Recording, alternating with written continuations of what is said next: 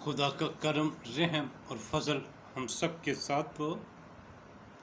आज एक बार फिर उसी बात से कि क्यों सेलिब्रेट करना मसीहियों ने ख़त्म कर दिया। 40 दिन तक मसीही सेलिब्रेट नहीं कर सके। ये सच्चाई है, ये सच्ची बात कह रहा हूँ। लोग थक गए हैं। शायद मेरे कहने पर भी लोग थक जाएं कि ये बार बार रोज़ रोज़ ये शख्स हमें रोज़ाना ये कहता है कि यीशु मसीह जी उठे हैं। तो फिर मैं क्या कहूँ? मेरे पास यही एक सच्चाई है कि यीशु मसीह मुर्दों में से जी उठे हैं, और उसकी बहुत सी बातें ये बयान करने का वक्त है, सुनाने का वक्त है, बताने का वक्त है।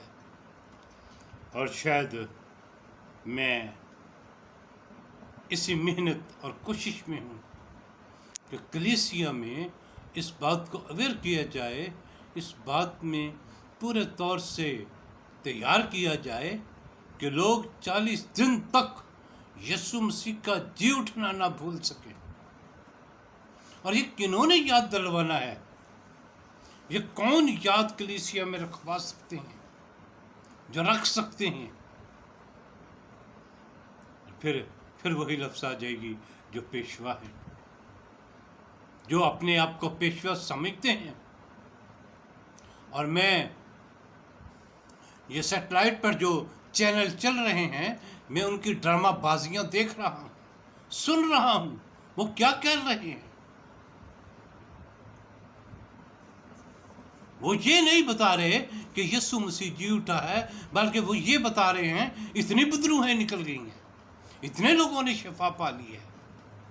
और फिर वो ऐसा एक नारे लगाते हैं जो अजीब अंदाज के नारे हैं। मैं आगे जाकर फिर बयान करूंगा कि वो नारे क्यों हम लगा सकते हैं, और हम लगा सकते हैं या नहीं लगा सकते। और वो नारा बड़ा लोगों ने आम किया हुआ है, बड़ा सस्ता सा नारा बना दिया। इतनी मुश्किल बात को और इतने मुश्किल प्रोसेस में से गुजर कर जाने वाले लोगों ने उसको नारा लगाया। मैं आगे जाके बयान करूंगा। और आज इस हद तक कि मेरा यीशु मसीह जी उठा, इसलिए मैं वो तलख बातें और वो बातें नहीं करना चाहता, क्योंकि मैं खुशी में हूँ। मैं खुश हूँ कि मेरा निजात दहिंदा मुर्दों में से जी उठा। अगर वो जी ना उठता तो मुझे ये गुनाहों की माफ़ी की खुशी की खबर ना मिलती, मुझे ये मैसर ना आती ये खुशी। मेरे गुनाह मुआफ़ हो गए। उसने मेरे बाप से, जिसको मैं खुदा बाप कहता हूँ, उससे मेरी रसाई करवा दी, उससे मेरी सुलह करवा दी। उसने वो उस अजीम काम को किया, और मैं इसलिए खुश हूँ। और मेरी खुशी तो शायद कब्र तक जाने तक ख़त्म ना हो। ये तो 40 दिन की बात है।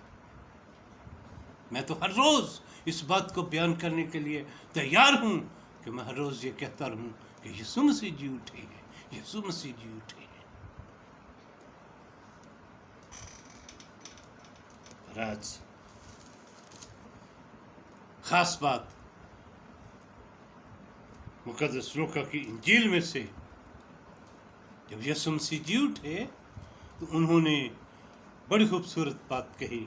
और उन्होंने कहा कि मेरे यरूशलेम से शुरू करके सब कौमों में तौबा और गुनाह की मुआफ़ी की मनादी उसके नाम से की जाएगी। आमीन, आमीन, आमीन।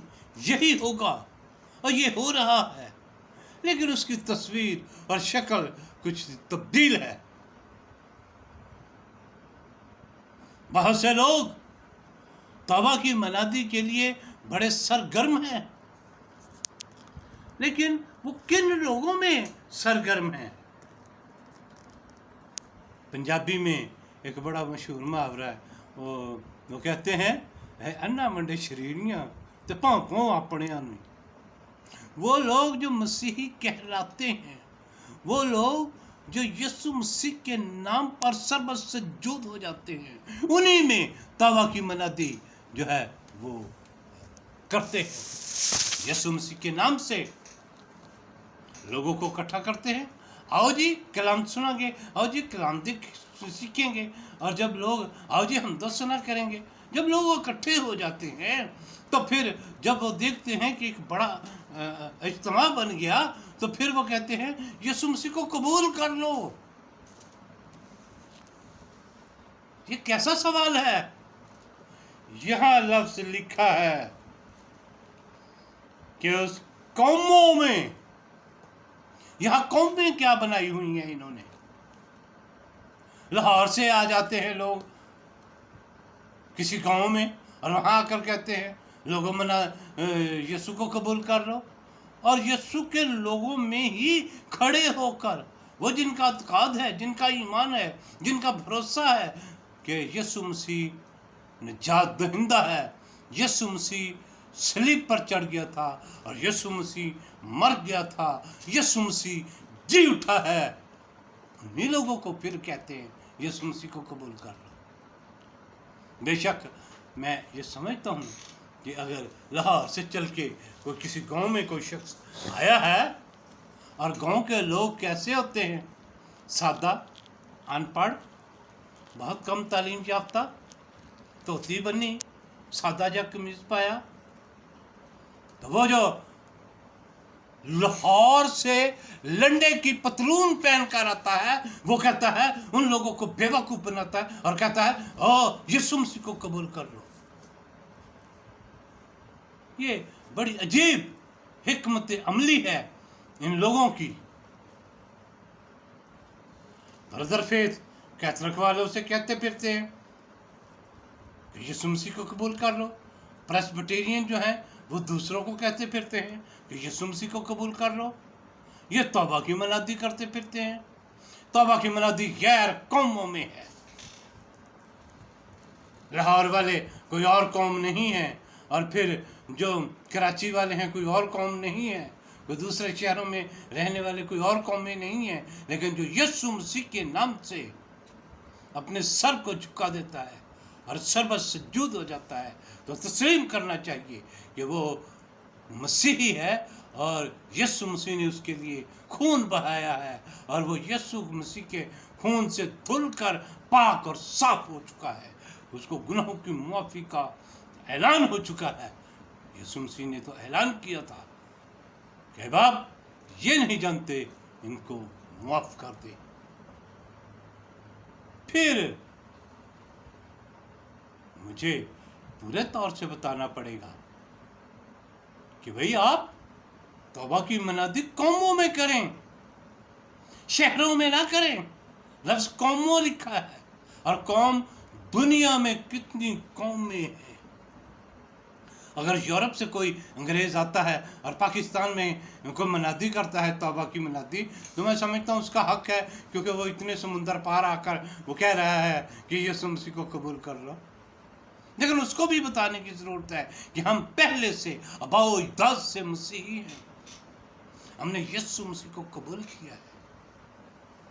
آج میں آپ کی خدمت میں اس طرح سے عرض کر رہا ہوں کہ ہمیں منادی تو کرنی ہے، یسوع مسیح کے جی اٹھنے کی منادی کرنی ہے، لیکن یہ نہیں کہ میں اپنے پنڈ نکلا تو اگلے پنڈ جا کے آکھاں یسوع مسیح کو قبول کر لو۔ نہیں، کسی غیر قوم کو، اور غیر قوم کی جب میں تشریح کروں گا تو پھر آپ سمجھتے ہیں اس لفظ کو کہ اس کی کیا ریکوائرمنٹ ہے، اس کے معنی کیا ہے۔ اگر میں اس خطے سے ہوں تو پھر مجھے فلسطین میں، سعودیہ میں، یا یورپ میں، یا کسی ایسے روس میں، کسی ایسے دوسرے ملک میں جہاں میری نسل کا کوئی بندہ نہ ہو، مجھے وہاں بتانے کی ضرورت ہے کہ آپ توبہ کریں، آپ یسوع مسیح کو قبول کریں اور یسوع مسیح پر ایمان لے آئیں۔ یہ منادی ہے۔ اور آج میں آپ کے ساتھ اس بات کو پورے طور سے شیئر کرنا چاہتا ہوں، سیکھنا چاہتا ہوں کہ ہمیں کس طرح سے اس لفظ کو سیکھنا ہے جو یسوع مسیح نے مردوں میں سے جی اٹھنے کے بعد ہمارے ذمہ کام لگایا ہے، جو ہمیں کرنے کے لیے کہا گیا ہے۔ اس نے کہا ہے کہ تم اس بات کی گواہی دو، جاؤ اس بات کے گواہ بن جاؤ۔ اور اگر آپ ایسا شخصی تجربہ یسوع مسیح کے جی اٹھنے کا آپ کی زندگی میں ہے تو پھر ضرور لوگوں کے ساتھ شیئر کریں، ضرور لوگوں کو بتائیں کہ یسوع مسیح جی اٹھا ہے۔ آمین آمین۔